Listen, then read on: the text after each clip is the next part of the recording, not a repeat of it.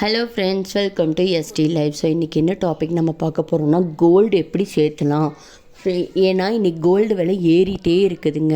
ஒரு சைடு குறையுங்கிறாங்க, ஒரு side ஏறுங்கிறாங்க. So நமக்கு ரொம்ப கன்ஃபியூஷனாக தான் இருக்குது. ஸோ இப்படி ஏறினாலும் சரி, நம்ம வாங்கி தான் ஆகணும். நமக்குன்னு பெண் பிள்ளைகள் இருக்குது, நம்ம கண்டிப்பாக சேர்த்து தான் ஆகணுங்கிற நிர்பந்தத்துலேயும் சில பேர் இருப்பாங்க. இல்லை நமக்கு அது ஒரு சேவிங்ஸாவது எடுத்து வைக்கணும், எவ்வளோ மணி வந்தாலும் பத்தலை அப்படிங்கிறவங்களுக்கு பார்த்திங்கன்னா எப்படி ஃப்ளெக்சிபிளாக சேர்த்தலாம், எப்படி கொஞ்சம் புத்திசாலித்தனமாக சேர்த்தலாம் அப்படிங்கிறத இங்கே பார்க்க போகிறோம். ஸோ இன்றைக்கி ரேட்டு பார்த்திங்க 21 அப்படின்னா 9,015 ஒரு கிராமுக்கு.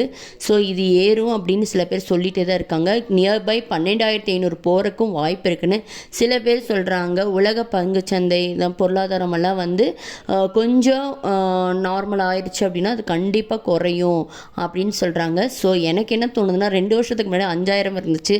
அப்போ எல்லோரும் என்ன சொன்னாங்கன்னா 10,000 போகும் ஒரு கிராம் அப்படின்னு சொன்னாங்க. அப்போவே நம்ம ரொம்ப ஆச்சரியப்பட்டோம், கண்டிப்பாக 10,000 எல்லாம் போயிருமா அப்படின்னு. பட் இன்றைக்கி 10,000 போயிருச்சு. ஸோ எதுவாக இருந்தாலும் அது ஏறிட்டே இருக்க போகுது. நம்ம தேவைகள் இருந்தால் அதை பற்றி நம்ம யோசிக்க தான் போகிறோம். ஸோ அதை எப்படி இன்னும் நம்ம ஃப்ளெக்சிபிளாக மாற்றிக்கலாம் அப்படிங்கிறத பார்க்கலாம். ஸோ புத்திசாலித்தனமாக எப்படி நகை சேர்த்தலாம்னு பார்க்கலாங்க. ஸோ இங்கே பார்த்தீங்க அப்படின்னா நான் 4 டிப்ஸ் சொல்லியிருக்கேன். இது நியூவாக ஏதாவது கோல்டை சேர்த்தணும்னு நினைக்கிறோம், இல்லை நான் இப்போ ஜீரோலேருந்து ஸ்டார்ட் பண்ணணும்னு நினைக்கிறவங்களுக்கெல்லாம் இது ரொம்ப யூஸ்ஃபுல்லாக இருக்கும். இதோட இன்னொரு பாயிண்ட் அடிஷ்னல் நான் சொல்கிறேன் லாஸ்ட் வேலை. கடைசி வரைக்கும் வீடியோ பாருங்கள், ரொம்ப யூஸ்ஃபுல்லாக இருக்கும். இப்போ நீங்கள் ஸ்பெண்ட் பண்ணுற இந்த 10 நிமிஷத்தில் உங்களுக்கு ஒரு கிளியர் ஐடியா கிடைக்கும். ஸோ பார்க்கலாம், how to start to save gold. அதாவது நான் எப்படி கோல்டை சேவ் பண்ண ஸ்டார்ட் பண்ணுறது அப்படின்னா, ஃபஸ்ட்டு கோல்டு டெபாசிட் பண்ண முடியுமான்னு பாருங்கள். எப்படி அப்படின்னா, உங்களுக்கு ஒரு நகை கடை நல்லா தெரியும் அப்படின்னா அந்த கடையில் போய் இந்த மாதிரி ஒரு ஸ்கீம் இருக்கா அப்படின்னு கேளுங்க. எனக்கு இருக்குதுன்னு சொன்னாங்க. நான் லாஸ்ட் இயர் என்ன பண்ணேன், ஒரு 2 பவுண்ட்ஸ் மட்டும் கொண்டு போய் அந்த கடையில் கொடுத்துட்டு, இந்த வருஷம் அக்ஷய திருதிக்கு பார்த்தீங்க அப்படின்னா முன்னாடி ஒரு நாள் போய் இப்போ நான் 2 பவுண்ட்ஸ் கொடுத்துருக்கேன் இல்லையா, 2 பவுண்ட்ஸுக்கு அன்னைக்கு அரௌண்டு சம்திங் இருந்துச்சு, 7 சம்திங் தான் இருந்துச்சு. ஸோ இன்றைக்கி பார்த்தீங்கன்னா 9 சம்திங் போயிடுச்சு, 9,000 சம்திங் போயிடுச்சு இல்லைங்களா. ஸோ எனக்கு அந்த 2 பவுனுக்கு இன்றைக்கி நான் 2 பவுனு எடுத்துக்கலாம். நான் 2 பவுன் அன்றைக்கி நான் அவங்க கையில் கொடுத்து 1 இயருக்கு அப்புறம் நான் வாங்கிக்கிறேன்னு சொல்லியிருக்கேன். அதுதான் டெபாசிட்டு. இன்றைக்கி நான் போய் அதே அமௌண்ட்டுக்கு 16 கிராம் நான் ஏதோ ஒரு நகை எடுத்துக்கலாம். ஆனால் எடுக்கிறப்ப எனக்கு செய்கூலி சேதாரம் கிடையாதுங்க. 1 வருஷத்துக்கு அப்புறம் நான் அவங்கக்கிட்ட கொடுத்த நகைக்கு நான் எவ்வளோ கொடுத்தனோ அதுக்கேற்ற நகை நான் எடுக்கிறப்ப எனக்கு அந்த புதுசாக எடுக்கிற அந்த 2 பவுனுக்கு செய்கூலி சேதாரம் போட மாட்டாங்க, ஜிஎஸ்டி மட்டும் போடுவாங்க. அப்போது என்னோடய 1 வருஷம் நகை அவங்கக்கிட்ட தானே இருக்குது இல்லையா, அதுக்கு தான் இது லெஸ் பண்ணியிருக்காங்க. இதுதான் கோல்டு டெபாசிட் அப்படிங்கிறது. ஸோ இந்த மாதிரி பண்ணுறப்ப நீங்கள் யோசிச்சு பாருங்கள், அன்றைக்கி 7,000 சம்திங் இருந்தது, இன்றைக்கி 8,000 சம்திங் வந்துருச்சு, 9,000 சம்திங் வந்துருச்சு. அப்போ எனக்கு ஜிஎஸ்டி செய்கூலி சேதாரம் போட்டாங்க அப்படின்னா அதே அமௌண்ட்டு எனக்கு அதிகமாகும். ஸோ எனக்கு இப்போ செய்கூலி சேதாரம் இல்லை, ஆனால் என் வீட்டில் நகை பீர்வாவில் தூங்கிட்டு இருக்கிறது அங்கே தூங்கிட்டுருக்கு. ஆனால் திருப்பி சொல்கிறேன், உங்களுக்கு கொஞ்சம் ஹானஸ்ட்டாக இருக்கும், ரிலையபிளாக இருக்கும், நம்பிக்கையான கடையில் மட்டும் இந்த விஷயத்த கேட்டு பண்ணிக்கோங்க, சீட்டு வாங்கிக்கோங்க. அடுத்த 2வது பார்த்தீங்க அப்படின்னா கோல்டு சீட் எல்லாருக்கும் தெரியும். இப்போ நீங்கள் எப்படி இந்த கோல்டு டெபாசிட் பண்ணிவிட்டு 1 இயருக்கு அப்புறம் போய் வாங்குறப்போ அதோட பெருமானத்துக்கே உங்களுக்கு செய்கூலி சேதாரம் இல்லையோ, அதே மாதிரி நீங்கள் கோல்டு சீட்டு போடுறப்பவும் மாதம் இவ்வளோ போடுறீங்கன்னு போட்டிங்க அப்படின்னா ஒரு 11 மாதம் இல்லை இப்போ 6 மாதம் இருக்குது. 6 மாதம் அவ்வளோ பெனிஃபிட்டாக இல்லைங்கிற மாதிரி எனக்கு தோணுது. ஏன்னா கிராம் பேஸ்டாக கம்மியாக தான் கிடைக்குது. நீங்கள் அமௌண்ட் அதிகமாக போட்டிங்கன்னா வேணால் உங்களுக்கு 6 மாதம் பெனிஃபிட்டாக இருக்குமே தவிர, எனக்கு என்னமோ 12 மாதம் தான் நான் போடுற சீட்டு 12 மாதம். ஸோ எனக்கு 12 மாதம் தான் பெனிஃபிட்டாக இருக்கிற மாதிரி இருக்குது. ஸோ கோல்டு சீட்டில் போட்டிங்கனாலும் நமக்கு செய்கூலி சேதாரம் இல்லை, கம்பல்சரி 18% நமக்கு செய்கூலி சேதாரம் இல்லை, ஜிஎஸ்டி மட்டும் பே பண்ணுற மாதிரி. அப்போ இதுலேயும் ஒரு லம்பான அமௌண்ட் நமக்கு மிச்சமாகும். ஸோ இந்த 2 வேலையும் நம்ம நகைக்கான பணத்தில் கொஞ்சம் மிச்சம் பண்ணிக்கலாம். அடுத்தது கிராம் பேஸ்டு இல்லைங்க, எங்கிட்ட நகையும் கிடையாது, நான் சீட்டு போடுற அளவுக்கு இப்போதைக்கு எனக்கு ஃபெசிலிட்டி இல்லை அப்படிங்கிறப்ப நீங்கள் கிராம் பேஸ்டுக்கு போய்க்கலாம். நீங்கள் இதில் எந்த வேன் முதல் டிசைட் பண்ணுங்கள். அப்போ தான் மந்த்லி எப்படியோ ஒரு அமௌண்ட்டை நம்ம சேர்த்து வைக்கணும்னு தோணும். ஓகேங்களா. ஸோ கிராம் பேஸ்டு அப்படிங்கிறப்ப என்னென்னா, இப்போ எங்கிட்ட ஒரு 10,000 இருக்குதுன்னு வச்சுக்குவோங்க.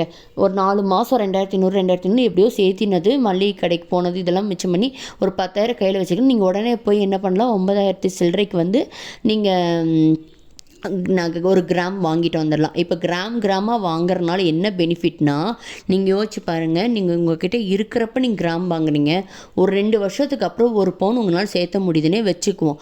அப்போது நீங்கள் சீட்டு போட்டிருக்கீங்கன்னு வச்சுக்கோங்க. இப்போ 12 மாதத்தில் சீட்டு முடியுது. இப்போது சீட்டு போடுறப்ப என்ன சொல்கிறாங்க, செய்கூலி சேதாரம் உங்களுக்கு இல்லை நீங்கள் நகை எடுக்கிறப்ப அப்படின்ட்டாங்க. அப்போது இந்த காயினாகவும் சேர்த்திட்டு வரீங்கன்னு வச்சுக்கோங்க. நான் சொல்கிறது கொஞ்சம் இப்படி யோசிக்க முடிகிறவங்களுக்கு ஒரு பெனிஃபிட்டு. காயினாகவும் சேர்த்திட்டு வரேன், ஒரு 6 காயின் நான் சேர்த்திட்டப்பா ஒரு வருஷத்தில், நான் சீட்டு முடிய போகுதுன்னா, நீங்கள் சீட்டு முடிய போகும்போது இந்த காயினையும் கொண்டு போய் போட்டிங்க அப்படின்னா செய்கூலி சேதாரம் இல்லாமல் ஒரு ஜுவல்லை நீங்கள் எடுத்துடலாம். அப்போ உங்களுக்கு 2 in 1 மாதிரி ஒரு பெனிஃபிட் இருக்குது. இல்லைங்க என்னால் சீட்டெல்லாம் போட முடியாதுங்கிறவங்க கிராம் பேஸ்டாக சேர்த்திட்டே வந்தீங்க அப்படின்னா ஒரு 2 வருஷத்துக்கு அப்புறம் நகை நம்ம சொல்கிற மாதிரி 12,500 நியர்பை போனாலும் கூட அன்னைக்கான செய்கூலி சேதாரம் தான் நம்ம பே பண்ண போகிறோம். ஆனால் இன்றைக்கி 9,000 சில்லறைக்கு வாங்கியிருப்பீங்க, அன்னைக்கு 12,500 அப்போது நீங்கள் உடனே ஒரு 2 பவுன் போய் எடுக்கணும்னு நினச்சிங்கன்னா பயந்துட்டு நம்ம எடுக்க மாட்டோம். பட் கிராமாக சேர்த்துறப்போ சிறுதுளி பெருவெள்ளம் மாதிரி நம்ம வேணுங்கிற அமௌண்ட்டு சேர்த்திடுவோம். ஸோ நான் என்ன சொல்கிறேன், நீங்கள் அப்படி ஒருவேளை எனக்கு அப்பவும் செய்கூலி சேதாரம் கொடுக்க முடியாதுன்னா 13, அதாவது இப்போ 2 பவுன் எடுக்கணும்னா 17-18 கிராம் சேர்த்துற வரைக்கும் வெயிட் பண்ணுங்கள். அப்போ அந்த 2 கிராம் கொடுத்துட்டும் கூட நீங்கள் 2 பவுன் நகையாக வாங்கிக்கலாம். ஸோ இந்த மாதிரி கிராம் பேஸ்டில் சேர்த்த ஆரம்பிங்க. இன்றைக்கி வந்து எனக்கு பணமே இல்லைங்க, 2 மாதமாக என் கையில் பணமே இல்லை, ஒரு 4,000 தான் என் கையில் நின்றுச்சு அப்படின்னா மில்லிகிராமில் போய் எடுத்துக்கோங்க. எப்படியோ ஒன்று நீங்கள் சேவ் பண்ணுறதை அப்படியே கண்டினியூ பண்ணிங்க அப்படின்னா கண்டிப்பாக இது வந்து நல்ல ஒரு இன்வெஸ்ட்மெண்ட்டாக இருக்கும். இன்னொன்று பேங்க் டெபாசிட் கோல்டு அப்படின்னா இது கண்டிப்பாக கோல்டு இருந்தால் மட்டும்தான் பண்ண முடியும். நீங்கள் வச்சிருக்க பழைய நகை இல்லை எனக்கு இப்போ ஏறிட்டே இருக்குது, பயமாக இருக்குது, எங்கிட்ட அவ்வளோ நகைன்னு நான் சொல்ல முடியாது அப்படின்னிங்கன்னா, இப்போ டெய்லி வேறுக்கு ஏதாவது யூஸ் பண்ணுறீங்க, ஒரு 3 பவுன் உங்கள் கையில் இருக்குன்னா அதை கூட நீங்கள் வச்சு என்ன பண்ணிக்கலாம், நீங்கள் அந்த அமௌண்ட்டை வச்சு நீங்கள் ஒரு நகையை வாங்கிட்டும் கூட அப்புறம் புதுசாக வாங்கின நகையை கொண்டு போய் பேங்க்கில் வச்சுட்டு நீங்கள் டெய்லி வரைக்கும் கூட நீங்கள் வந்து இது பண்ணிக்கலாம். நீங்கள் யோசிப்பீங்க இதுக்கு ஒரு டே இன்ட்ரெஸ்ட் பே பண்ணணும், அதுக்கு ஒரு, ஆனால் நீங்கள் ஃப்யூச்சரில் பார்த்தீங்க அப்படின்னா இந்த இப்போ சேவ் பண்ண அந்த நியூ கோல்டுக்கு புதுசாக சேவ் பண்ண அந்த கோல்டோடது வந்து பார்த்திங்கன்னா அப்போ எடுக்கணும்னு நினைக்கிறப்போ கொஞ்சம் கஷ்டமாக இருக்கும். ஸோ இந்த மாதிரி கோல்டை டெபாசிட் பண்ணுற அதுலேயும் கவர்மெண்ட் பேங்க்கில் கொண்டு போய் வைங்க, அங்கே தான் இன்ட்ரெஸ்ட் பேஸ்டும் கம்மியாக இருக்கும். ஸோ நீங்கள் கவர்மெண்ட் செக்டார்ஸ் அந்த மாதிரி ஏதோ ஒன்று பண்ணி இந்த மாதிரி கோல்டை டெபாசிட் பண்ணி கூட நீங்கள் கோல்டை வாங்கிக்கலாம். ஸோ இன்னொன்று நான் என்ன சொல்கிறேன் அப்படின்னா கோல்டு ETF அப்படின்னு சொல்கிறாங்க. நான் வந்து எப்போவுமே ஃபிசிக்கல் கோல்டு தான் நம்புகிறேன். ஏன்னா இப்போ கோல்டு ETF நிறையா பேர் வாங்குகிறாங்க. எனக்கு எப்படி தோணுது அப்படின்னா பாரு அந்த மாதிரி வாங்குறவங்களுக்கு கோல்டு ETF இல்லை பெரிய அமௌண்ட்டுக்கு வாங்குறாங்க அப்படின்னா கோல்டு ETF ஓகேவாக இருக்க மாதிரி இருக்குது. எனக்கு தெரிஞ்ச 4-5 பேர் அப்படி தான் வாங்கியிருக்காங்க, எனக்கு அதை பற்றி சொன்னாங்க.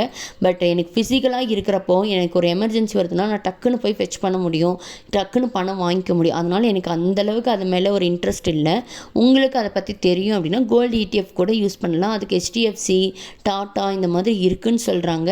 பட் இதில் ஏதாவது இஷ்யூஸ் அப்படின்னா நம்ம என்ன பண்ணுறதுன்னு எனக்கு தெரியல. இதை பற்றி ஏதாவது உங்களுக்கு ஐடியா இருந்துச்சுன்னா மற்றவங்ககிட்ட விசாரிச்சும் கூட இது பெனிஃபிட்டாக இருந்துச்சுன்னு நினச்சிங்கன்னா கோல்டு ETF இதெல்லாம் வந்து நீங்கள் பண்ணலாம்.